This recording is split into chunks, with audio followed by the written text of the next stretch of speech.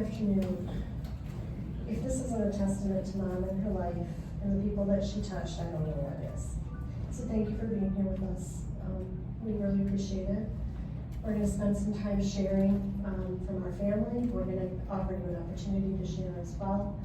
And we'll get started.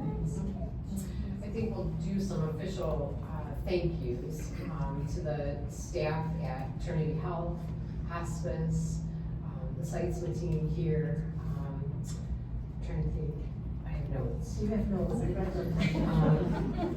And Pastor Ron, Mom's pastor, is not able to be here because he's on a vacation.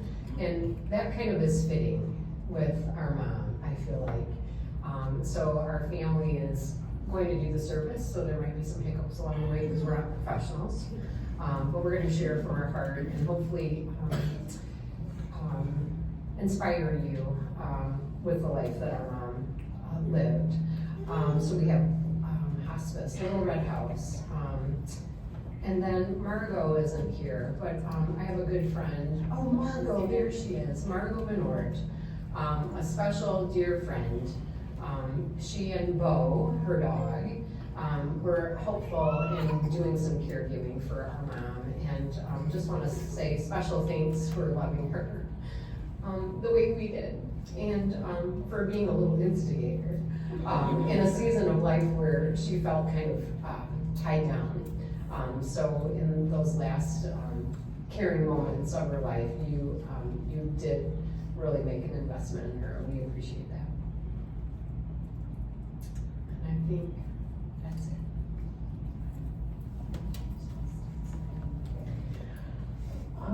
Okay, I wrote some words about Mom, which I will struggle to get through, but I hope you see her like I see her when you hear these. I once read a quote from Mark Twain that said, "The two most important days in your life are the day you were born and the day you find out why." I don't know what Mom believed was her purpose on earth, but in terms of impact on my life, I know I owe her a lot. This is my thank you note to Mom. And now I'm going to start writing.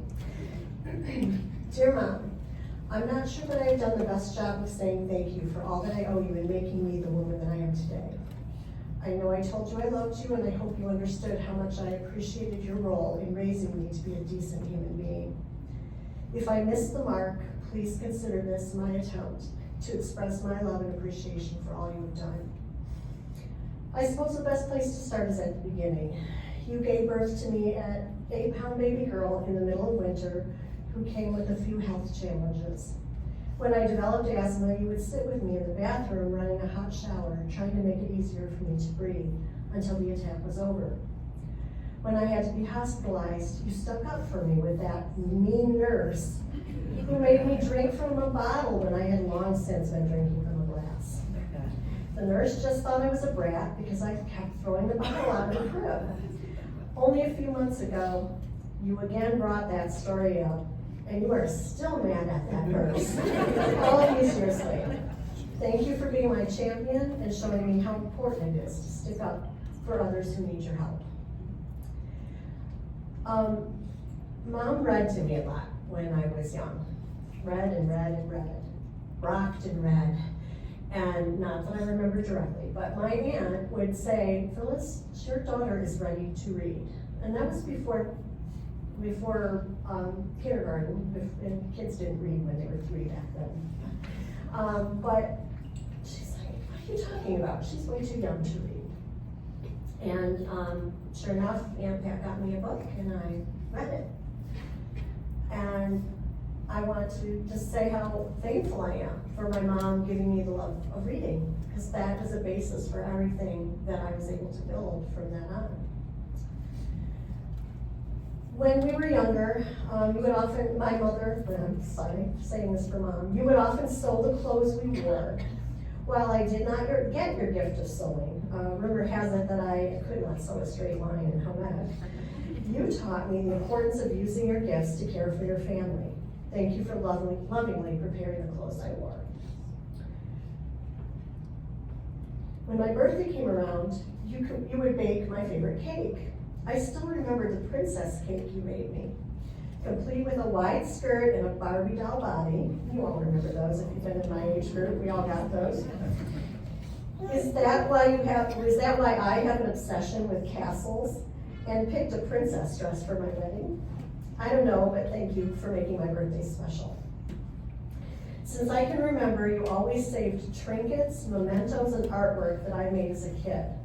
Some of that artwork has come back to me all of these years later, which she kept in a box. So we found some again when Shar and I were going through things. So I so much appreciate that she loved every crude drawing, every misspelled word that I produced in all of my life. When you were young, we would go on a vacation in the summer, and you would pull the camper about 7 miles down the road to the campground between Holland and Grand Haven. You parked next to the pool. Dad usually had to work during this vacation, but you made it feel like we were on an adventure. We did that many summers. Education was something you always promoted. While you did not have an opportunity to attend college yourself, you instilled the importance of getting an education in me. I know you wanted to be able to pay for all of the college costs, and I know that you gave me all that you could. Thank you for teaching me that the things you value are worth sacrificing for, and that with hard work, you can achieve your goals. After college, I got married, and when John and I moved to Ypsilanti and eventually bought our first house, you were there helping us move in. Later, you loaned us the money to get new windows and a furnace for the house. Thank you for teaching me that it is okay to lean on others and ask for help when you need it. It really does take a village or a loving family to get you through life. After a few years living in Ypsilanti, I made the mistake of trying my hand at rollerblading. If you could have seen the high-speed ballet John and I performed in John's attempt to slow me down, you would have laughed at my flying this way. John flew that way. I broke my arm. John got a little road rash. But it's the middle of the night on July 3rd. So my parents show up that next morning at the hospital after I had my surgery. And there was Mom, ready to take on any other mean nurses that might show up in my life at that point, to be there with me. Well, my poor husband was trying to get some sleep because he'd been up all night. Well into your 80s, Years later, we had the opportunity to take a road trip together to visit some of your friends in Tennessee who are here today. While we made a wrong turn or two along the way, we had a good laugh, and it was a pleasure hanging out with you. Well into your 80s now, you would come and visit at our house in Dexter. Your favorite place to be was the 3-season porch in the back of the house or our back deck. I would find you sitting out there in the early morning, just looking at the yard. You were always excited when the, quote, birds with the long legs came by. Every day, you would wait to see the crane family, and there'd be, without fail, when Mom was there, 2 cranes and a baby would show up. And you were marveling at the parents and their little baby. You had a soft spot for all babies in the world. Despite warnings from the doctor and your daughters, you insisted on walking around my poorly maintained flower garden and pulling the weeds along the way. For you, gardening was therapy, your happy place. You even helped me build a fire pit in the backyard one summer in her 80s. Thank you for reminding me that it is important to do the things in your life that give you joy. To me, all of these memories are examples of love. I think that was your purpose, Mom, to love your family and to love others unconditionally. Thank you for showing me how to love. Job well done. Okay, and I made it through. Your turn. So I think resoundingly, throughout this room, throughout the people that are here, whether you're family, friends, church family, it's just evident, as Sherry said, Mom loved deeply. She loved loving people. And the words of encouragement that I have gotten are coming from all of you, and are going to be what sustains us through the weeks and months ahead when we don't have Mom. I too wrote my things down so that I don't forget the things that I want to say. I want to make sure I represent my mom well and all the things that she meant to us. But her biggest love, in my opinion, was expressed through serving other people. All of you that are in this room have told me one story or another of how she did that. And that is an encouragement to me. She loved sharing words of wisdom and encouragement, even though she wasn't one of those overt people. To share her opinion, she did so with wisdom. There are so many examples I think about, and when you see these little ones, these are her great-grandchildren, and she loves them deeply. And to see this little beauty sleeping right here, that being her first, and little JT, she just, if you saw the video, her last awake time was that interaction with him. And I do really believe that that was God's blessing of passing her character on to the next generation. So I think my kids would say the same thing, and they'll have their own time to talk, but I think about the way that she loved children. Her and my dad took foster kids, loved them as if they were their own. So that love of God just kept shining through their life, through her life. She always found those naughty boys especially captured her heart in some way or another. And whether that was in the food service area that some child needed an extra little dose of food and a little bit of loving advice, she was always there to give that word of encouragement. When I think about my own kids and just all the things that she did with them, someone just said to me before coming in here that she was a strong farm girl, and that is exactly what she was like. And she loved to do things with the kids that maybe weren't the typical for a grandma to do, like build a teepee in the backyard or try to figure out how to make a go-kart go. And those are great memories that I have of the love that she loved giving to other people. When I think about my mom, I think the thing for me that sticks with me mostly is the faith that she instilled in my life. And many of you may know the Proverbs 31 woman from the Bible, and I won't read the scripture, but if you have an opportunity and you want to read it, it's Proverbs 31, 10 through 31. And the things that I'm going to talk about are really the things that characterized her and meant the most to me on the life that she lived. She was a woman of high character, very trustworthy and honest person. If you ever told her a secret, it's gone. She didn't talk about other people or share things that were shared with her in confidence. She was a woman who was strong, very resilient. Life didn't give her a bowl of cherries all the time, but she exemplified faith and tenacity to get through things, and she never complained. She was always happy, and I would say happiest with her hands in the dirt in her garden. She loved gardening. She was a wise woman, another attribute of the Proverbs 31 woman. She was very frugal, I would say, and one of the greatest joys she had at the end of her life was being able to pay for your lunch or pay for your dinner, because she didn't have enough money to do that when she was younger. And she did teach us how to shop from the sale rack, which I still have a hard time not doing today. She was a great manager of her household. She taught us well by her example, maybe not always the words that she expressed, but she was always prepared. There was always food on the shelves or in the freezer, and we had no lack. She could stretch $1 further than I could ever imagine doing myself.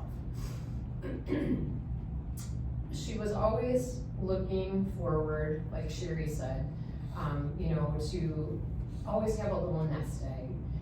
When a need arose, she could always be be there to meet that. So to be able to, remind me of that story of helping out, she has done the same. And that couldn't have happened had she not been a wise woman. She was very generous, always helping others. Always looking to other needs before she would look to her own. Whether that was a meal from somebody at church that needed something, or come watch the grandkids. She was just always there for everyone. Someone shared a story that they were at church and they were new parents and brought their son into the nursery, and she reassured them that they could go ahead and go on into the church because she'd be able to take care of them. And so that's the kind of mom we had. She always spoke wisely and with kindness. I think recently we reflected just about her character and how she just never complained, ever. And that just to me is a great example of the character of woman that she was. She built our family.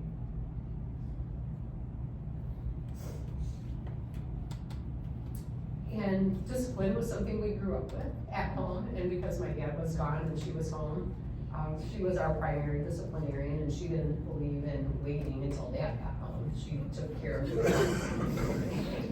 And for some of you who know me, I always say Sherry was always the good kid, and I was always the one that was in trouble. Sherry does not remember the story, but we were older. We were probably maybe 10 and 12 maybe. And we did something, I don't remember what it was, but my mom had gotten out a yardstick and was gonna spank us, or did spank, must have been me, and the yardstick broke. We were not harmed, we were all laughing in the end, and that was the last time she disciplined us that way. She talked with us after that. But that was a funny story that came up in my memory. I think that the things that I loved most about my mom are the things I'm gonna miss most about her. And I'm really grateful that we all had the time that we did with her. She was a great lady, and she's left a great legacy within her children, her grandchildren, her great-grandchildren. And it is my hope that I will live the same example that she lived, so that I can be that person for others. And so I would say, if you can take anything from today, we are not sad. My mom is in heaven with Jesus. And we are so grateful that she was received, and she heard the words, "Well done." And so we're gonna miss her. She was a pistol at times. We can all attest to that, and I hope some people will share some stories about her, but she was a lot of fun, and we loved her a lot. We'll miss her.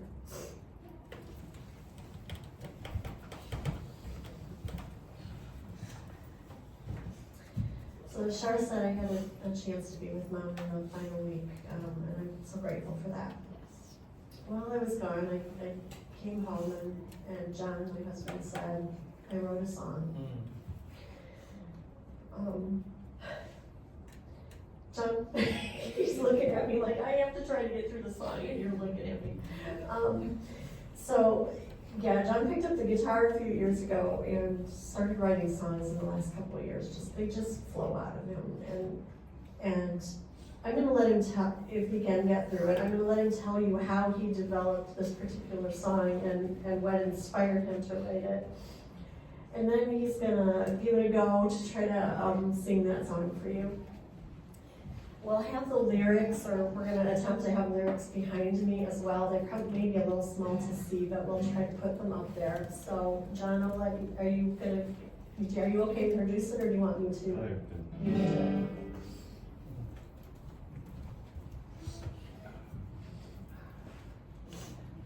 I don't know if I have this thing on. It's on. Okay, there it is. Yeah, I was at home and Sherry called me up and told me her mother had died. And then probably, don't look at me. You know, one of the things that happened through all of this is that she wanted to be buried in blue jeans. Which I thought was Perfect. Yeah, it was perfect. Anyway, so I'm actually out walking in the morning, and I had this verse running through my head, basically the chorus running through my head. I got home, and in 20 minutes, this was done.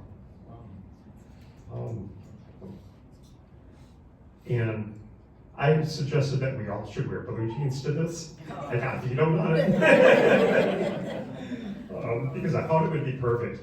Anyways, I wrote the song. I think this really exemplifies for life in many ways. If I can get through this anyways. Don't be surprised if I have to stop and restart a minute. But the title of the song is Blue Jeans Were Made for Heaven.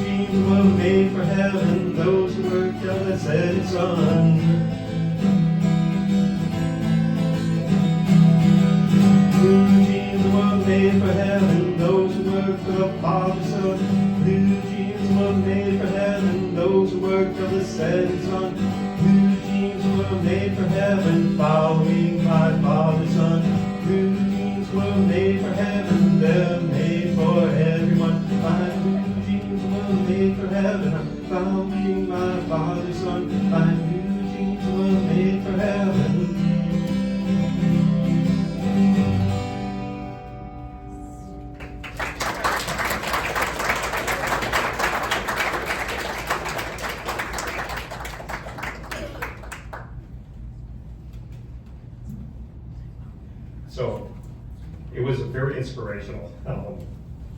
And as I said, this was one of those things that just came immediate.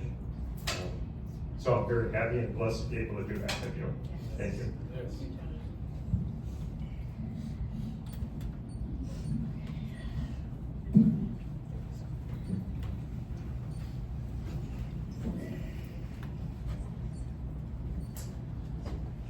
Alrighty, thanks everybody for being here. So I'm gonna start us off. I'm sort of the youngest grandson, and then we'll kind of work our way through the grandchildren. quickly here. I just have something that I've written down, and I think it fits perfectly. We did discuss before about what we're going to talk about, and I think it's just going to be perfect for what has already been described. So Grandma played a big role in the lives of all of her grandkids, and later her great grandkids. We've seen that with Julian up until the day that she passed. She helped raise me, and through her example, we saw what a believer in Christ truly looked like. Someone we didn't know at the time we would one day hope to be like. Grandma loved each of us unconditionally, even though she may have had to twist my arm a time or two, and she literally would make me say uncle. But I know as a 3-year-old, I was not the man I am today, so I'm sure I had it coming. But she always did those things out of love. Not once did she ever discourage us from any of our goals. Some of my fondest memories, as my mom already mentioned, with my grandma, were her supporting us in whatever we wanted to do, from building go-karts, to giving us tools and the confidence to build an entire playhouse, pretty much completely all by ourselves, and she didn't care how it turned out, but she was gonna allow us to do that on our own because it was what we wanted to do. She always allowed me to learn and to try things for myself. I was a quiet little boy back then, and I truly believe that kind of love, trust, and support that I got from my grandma helped me turn me into the person and the leader that I am today. A constant theme throughout Grandma's life was her unconditional love for others, her servant's heart. I know everyone in this room has felt that in their own way, and we will miss her deeply. But we carry her example with us in how we love, how we serve, and how we encourage those around us. We love you, Grandma.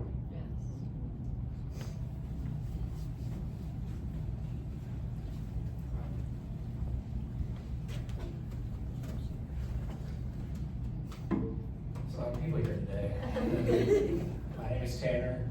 I'm her middle grandchild. It's a pleasure to just share a little bit about her with you all today.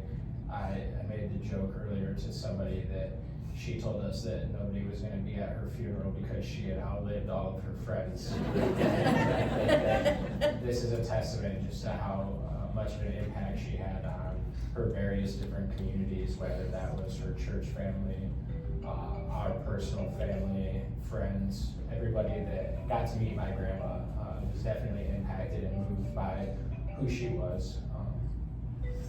Yeah, she was a really big blessing. I haven't cried at all about this, so I don't know why I am now, but yeah. All I've heard today from my family, all I've heard over the past week is, again, it's gonna be that same word, love, how much she loved others. She, she just gave and gave and gave, whether it was her personal time, whether it was her words of affirmation, quality time. In my life, material things don't matter, but even she came from nothing, and she just gave me so much in life to be successful. I was the bad boy that she loved. Luckily she stuck around long enough to see that change. But yeah, it was really a gift to have her as an example in my life growing up of how to love others. Everybody's stolen my good stories about what Grandma used to do for us kids, other than when it came to scooping ice cream. You would always say, "That's good," and then she would add a couple more scoops. So yeah, I'm going to talk about the same thing that everybody else has, how she loved. I believe the greatest achievement in life that anybody can accomplish is to live a life that looks like our Lord and Savior, like Jesus Christ. And I don't think that I've ever met somebody that loved like he did, the way that my grandma did. It's kind of a cliche verse. It's read all the time when talking about love, but I think it's one of those times where the Bible is just super clear. There's no gray area, there's no ifs, ands, or buts. It just very clearly lays out what a Christ-like love is for us. And so I'm going to read that. It's in 1 Corinthians chapter 13. It says, "Love is patient, love is kind. It does not envy. It does not boast, and it is not proud. It does not dishonor others. It is not self-seeking. is not easily angered. It keeps no record of wrongs. Love does not delight in evil, but rejoices with the truth. It always protects, always trusts, always hopes, and always perseveres. And I read that because it was the first verse that came to mind when I thought about my grandma. And I can say it was the first time in a long time that I actually sat and meditated on the words and what it meant to be all of those different things, to be selfless, to be patient, to be humble and kind, to be slow to anger, always persevering, and with that extra scoop of ice cream. And she certainly was all of those things and so much more. I had the chance again today to talk to somebody about how I don't think I ever saw my grandma even with a bad attitude or in a bad mood. It did not matter what was going on in life. She chose to take hold of that everlasting joy that comes from the Lord and truly live it out each and every day, regardless of what circumstances were going on in her life or around her. She was truly such a great example of how we can love others, serve others, and put others before ourselves. And it's just not very often that we meet people like that. Once in a lifetime, most often. So although Grandma is no longer with us here on this earth, she does live on in our hearts and in our minds, in the memories that we have of her, and in all the ways that we can remember the good that she's done throughout her life. And so we get to take advantage of that, and we get to keep her alive in the way that we remember those things, in the way that we hold on to those memories, and then we go about living it out and loving those in our own communities.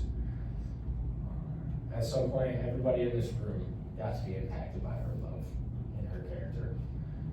And so I just encourage everybody to keep her alive by living out that legacy and continuing to love those in your own community. And that's how we'll keep Grandma with us. So although we've had to say goodbye, it really is just we'll see you soon. She'll be waiting for us. Thank you all for coming.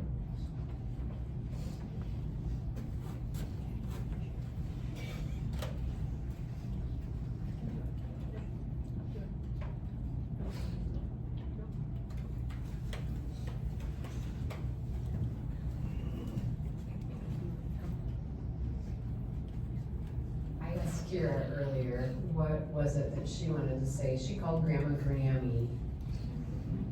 And she just said, she just wanted everybody to know how much she loved her, right? So the schedule is gone and I probably took it.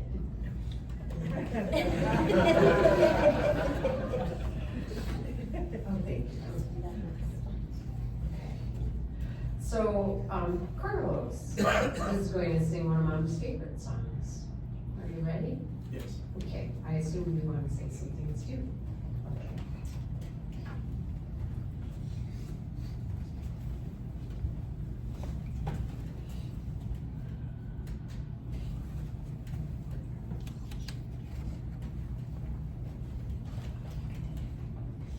So good to see all of you. This is a testament of her life. And I was blessed to know her for 26 years of my life. And I can say this because I said it to her many times. She was the best mother-in-law that a man can have. Everything started by calling me son-in-law. And at the end, probably in the last 10, 12 years, she called me son. Which for me was so comforting because I left my mom in Puerto Rico to come here to Michigan. And it was hard because my mother and I are very, very, very close. And then she gave me a life that I never imagined that I will have with Shar. She gave me a daughter too. She gave me Lexi. I never had a daughter, so it was such a great joy for me to have a daughter in my house and to be able to be a daddy in a different way because she owns my heart and she knows I spoiled her. And when the kids ask for the car, I say no, and when she asks for the car, I say yes. She always knew how to get to my heart. And Lexi reflects how her grandma is. I think Lexi is a loving person like her grandma was. Tana is just a great example. Grandma and Sawyer, definitely another great example how grandma was. And my wife Shad, I think, is a resemble 100%. If they were not separated by age, they are twins. Because Shad is the same person that she is like her mom. She treats me with respect. She learned that from her mom. Her mom never said a yes or no in our conversations. Even if I come to her and say, what you think? She was so wise and said, I'm not getting there. And she never did. She was that way. So I feel very comfortable talking to Shad things that were very personal in front of her, because I know she was a confident, and I know she will respect her decision, Shad's decision, or my decisions. And the last 5 years that she lived with us, it was just a great blessing, you know, to have her in our home and to bring an environment that it was of character, integrity. Just to let you know, I think it was 2 weeks before she passed away. She started talking to me and she said, oh, I'm gonna let you know about this. And suddenly she stopped. And she said, no, I should not talk about that. You should not know about nothing of that. Forgive me, I should not even thinking that I should say these things. That was her character. You know, in a moment of probably weakness, she almost went into, but her brain just clicked and said, I'm not going in that route. That tells you a life of character, right? That she lived in a way that she wanted to please everybody, and she did. So after Shar, the other person that had heard me sing a lot is Mom. So she always hear me practice because I have to practice every day.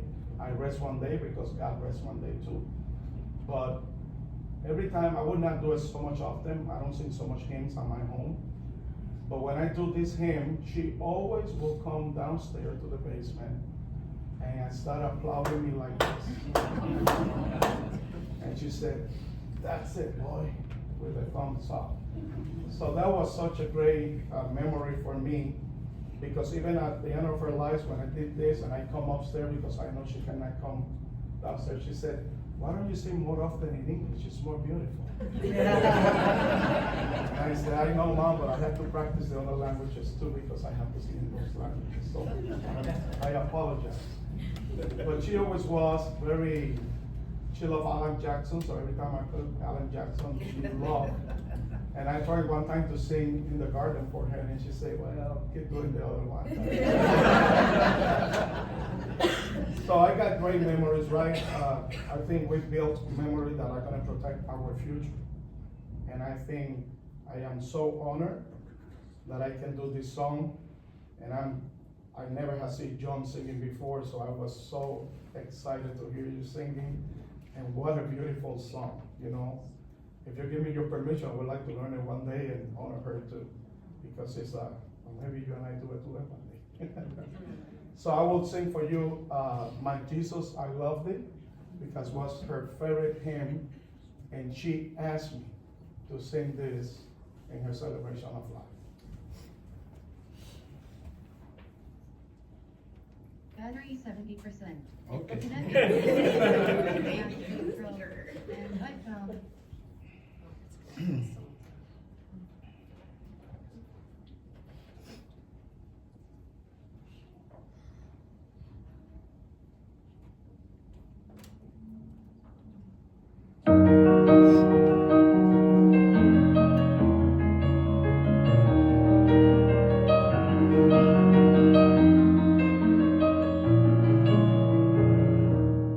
My Jesus, I love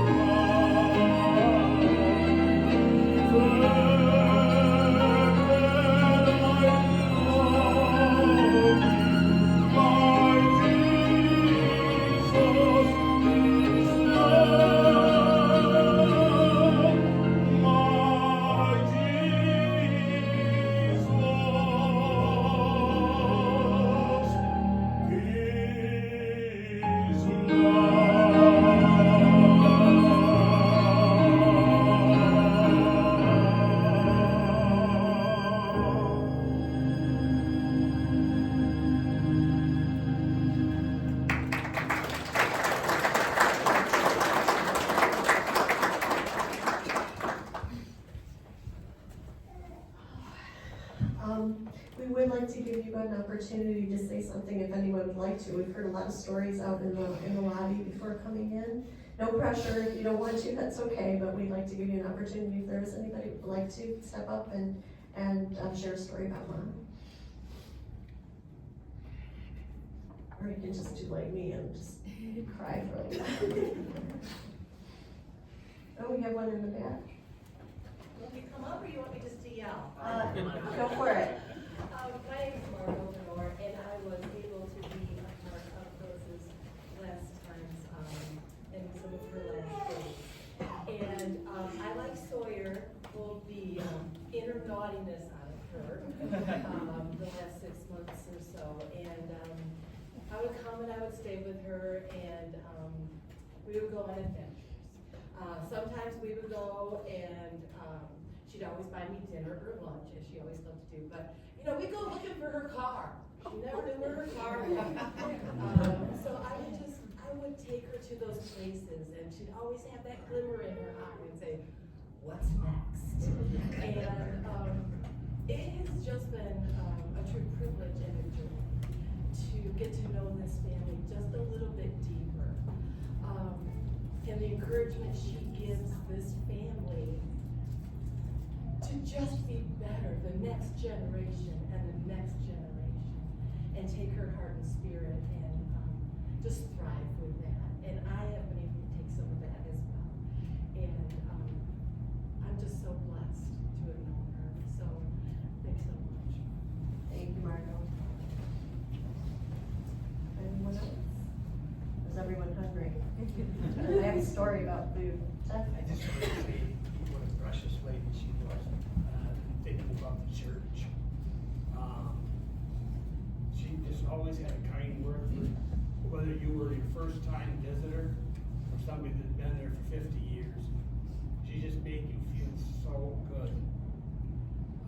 I've texted somebody that I didn't know if they had heard that she passed away, and he shared a story that how special that she made him feel in a Sunday school class when he was down. And after the class, she came up to him and said, "I love you like you're my son." She just did that kind of thing just because she loved people so much. And she just gave from her heart in so many different ways. And I think about her in the church, and I just think, man, oh man, I'm not even close to being the kind of person that she was. I mean, she was just a special person, and I loved her very much. Thank you. Yes. I just have a quick, something I want to share. My name's Kim. Char and I have been friends since middle school, and a memory that I just dear in my heart I just want to share is she made all my bridesmaids dresses. I just randomly think of that, like, there were like 5 of them. I don't know. I don't even remember, but I'll always just treasure that memory. Time to make all those dresses. Just put up with me and Char, all our kids, and your bedroom, and let us do our thing, and she'd come in and tell us when it was time to go to bed. Yeah, Mom became quite a seamstress. Vicki.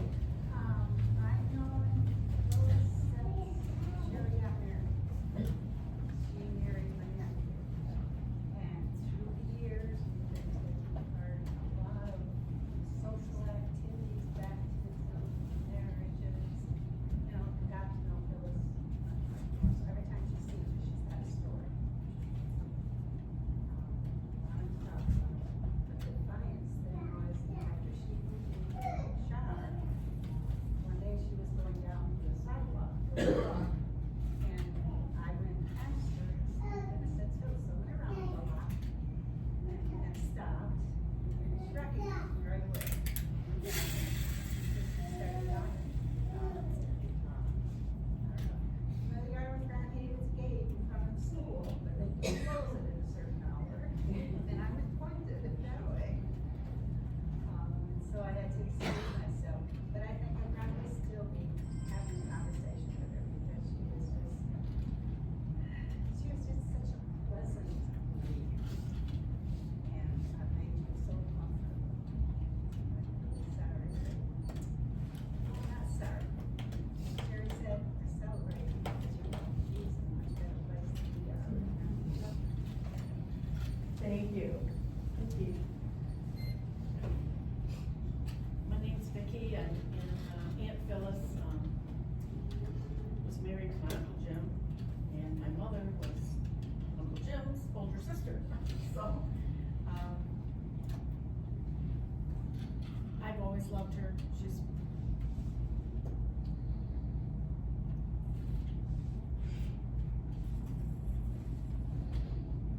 a very special person. She liked naughty people. And I wanted them. And I was. A lot better now, but she was always the finest example of being a Christian. I really didn't know what a Christian was. And she exemplified every attribute of being what it really means being a Christian. And she never put anybody down. She's always uplifting everyone. She did that my whole life. I always met up with her at a time when I was really struggling. And she was there. She just gave me that extra push to keep going and to trust God, let him in. And I did. I finally did, and I like turned totally around. She always had this little grin on her face. And she was like, what are you up? What have you been up to? And she was very, very good at keeping what you told her to her, to herself. She didn't broadcast anything. She didn't lecture. She didn't lecture me. She didn't have to, because she just kind of had that persona like, and so she's just, the girls, I grew up seeing the girls, watch them grow up, and they're so much like their mother. And I love my uncles extremely. He was my mom's favorite too. So. And my mother was a lot, her name's Dora Rose. So, and she was, those two got along really good, my Aunt Phyllis and my mom. And my mother was another one of those really wonderful people too. So, that's what I have to say. I'm just gonna miss her a lot, but I know where she's at, and she's kind of a cheerleading everybody. I know she is, so. Thank you. Any other words? I can tell you where her car is.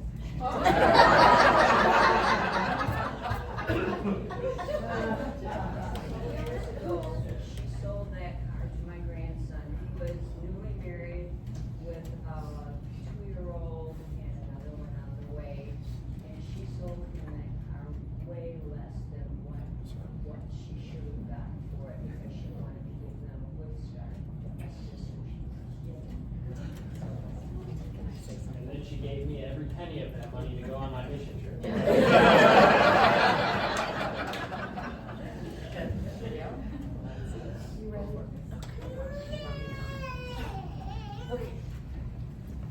All right, I think I got it together. I missed the part where the grandchildren spoke because I was not able of being able to speak. But just kind of listening to everybody share their stories and seeing all these faces in here really encouraged me to actually get up and share. what I had written down about Graham. Sorry. When I think about Grandma, there's a verse that came to my mind, and that was 1 John 3:18, and it says, "Dear children, let us not love without words or speech, but with actions and in truth."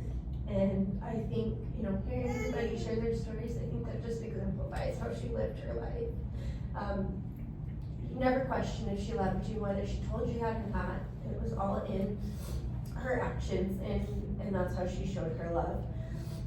So just a couple of examples of how she did that in my life. I chose to move to Arizona in 2010, and it was really hard for her. It was her only granddaughter, and she worried a lot about me. She'd never flown on an airplane before. It was something she was deathly afraid of. Not a fan of even entertaining that as an idea. I think there were lots of plans for renting an RV and taking a road trip out to visit me, but that never happened. Shortly after I moved out there, Mom and Aunt Sherry got her on a plane, and the three of them came out, and we spent a week together for Thanksgiving. That was just such a special, special time. But after hearing her recount the flight, and I didn't think that that would ever be an occasion that would happen again. But in 2021, my husband and I got married, and it was a quick, 3 months to put the wedding together, not as quick as Tanner and Sam, but we were pretty quick. And she managed to get herself on the airplane one more time to come visit me, and got lots of great memories and photos of that week we got to spend together. I don't know if you guys had a chance to see the video that was playing, but that was also the same trip that she got on the back of my husband's Harley and went around the block. So that was a great trip. And then, to my surprise, she had one more trip left in her. I think she would have been, 87? This was 2 years ago? Was it just 2 years? For Kira's second birthday. Yeah, 87.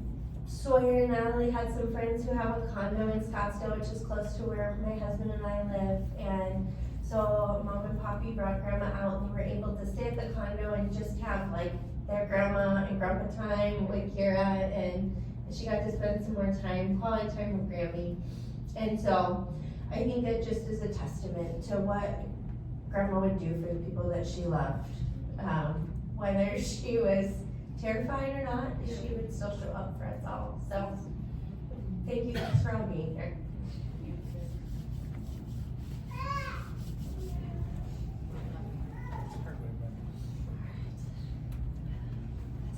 Everybody had an opportunity to share that wanted to? Mine just to share. When we started going to church about 30 years ago, I had little kids, and they were loud and everything, but Phyllis was so encouraging. She's like, play with our little cars or let them color.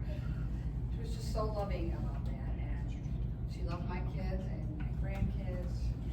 Just a wonderful lady. Unless it was us, then she said, "Be quiet." I saw somebody pop up. I met Phyllis at church. It was a very difficult time in my life. I was feeling alone, and Phyllis came up to me at church, and she says, "Come sit with me," because I was off by myself. And that's when our loving relationship started. She took me in as her daughter, and Sherry and Char, I thank you for taking me too. We had many years of just real close friendship.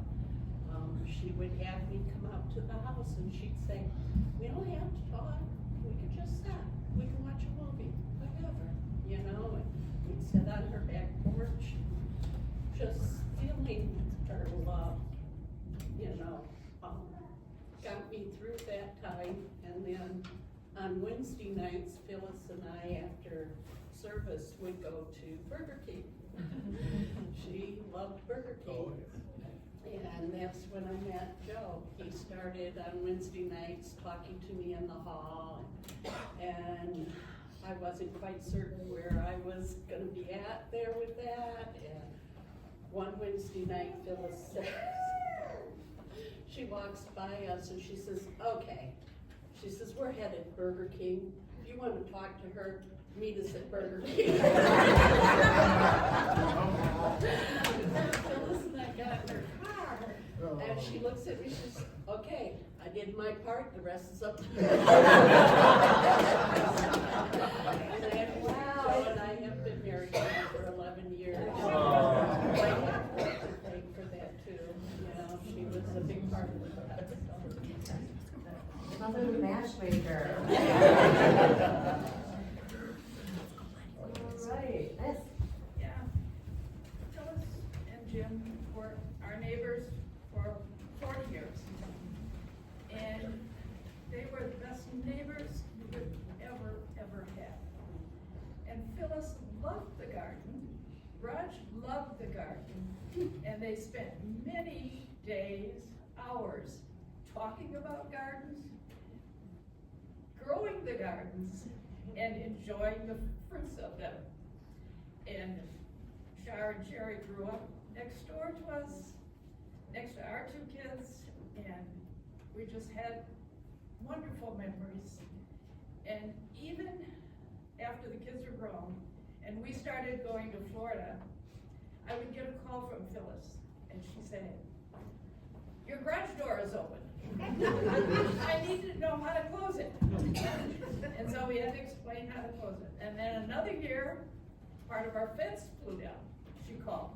She said, I'll try and put it up. No, Phyllis. Okay. We'll get Mike to do. That's just Phyllis. She was always there to help or to try to do something to make things better. And we will miss her dearly. Thank you. I can attest to her gardening. There was one year that I was coveting her raspberry bushes. And she said, oh, Tanya, I'll bring you some. And I said, I know nothing about gardening, Aunt Phil.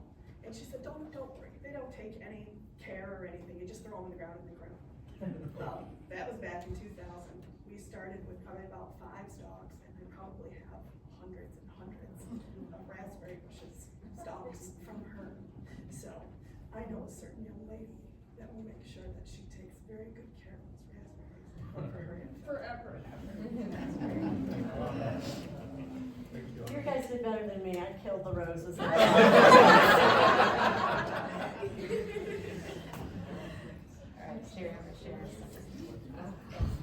Not like me. So I'm Natalie, Swear's wife. Graham called me Banana Girl because she associated Nat with bananas, the little bugs that fly around. So that would be a close spot in my heart. But I feel like Graham would want us to talk about her love for the foster boy that she took care of. And her and I had very many close conversations about just the love that she gave to him. I think she cared a lot about the work that I did and do with kids and just pouring into them. And so just moving forward in the work that I do, I'll definitely always think of Graham and the love that she poured into others and poured into him, and she definitely loved hard, and I will do my best to love just as hard as Graham did. But I just wanted to make sure I shared that. Okay, anybody hungry? I'm sorry. Oh, yeah. It's in the notes. Sorry, we're trying to keep it together. Okay, so there's a couple things to share with you about what comes next, if you'd like to stay with us. John already talked about being buried in the blue jeans. Mom loves hot dogs. Yeah. So guess what we're having tonight? Not only are we having hot dogs, but her special topping is a sweet pickle relish, which we apparently have to go make an emergency. Not just a regular relish, but sweet relish. So we did purchase sweet relish. We did. We served on these. We will go get that. So We you live can have close. it. But we thought hot dogs and blue jeans just kind of went together. So I hope you'll enjoy that as a memory with Mom. The other thing that we did, you heard a number of people talk about gardening here tonight, or this afternoon. We brought a few little succulents, thank you, for, if someone would like to take a succulent home, they're gonna be scattered around in the area where we're having dinner. I don't think there's a lot of people here, so I don't know that we have enough for everyone exactly. But if you would like one per family, that would work perfectly. Those will be available too. Please help yourself to those. And one other thing we will have there that she loved was peanut M&Ms.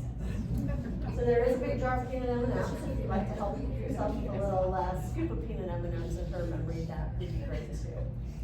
I think Char's going to bring us to a close here with a prayer, unless anyone else has anything else that they would like to say before we close. Thank you so much for sharing this. This has been so meaningful to me, to all of us. Yes.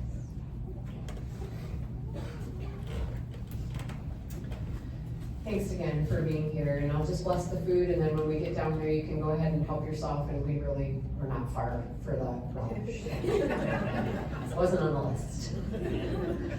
Thank you, Father, for all these wonderful people, for the love and laughter and the healing balm that comes from all of that. Thank you for the time that's been given to us to spend with our mom, and just let us continue to celebrate her life as we fellowship together and bless the food to our body that we're about to have. In your son's name I pray. Amen. And the food is straight down the steps to the right, just before you were to walk out the door. Here you go.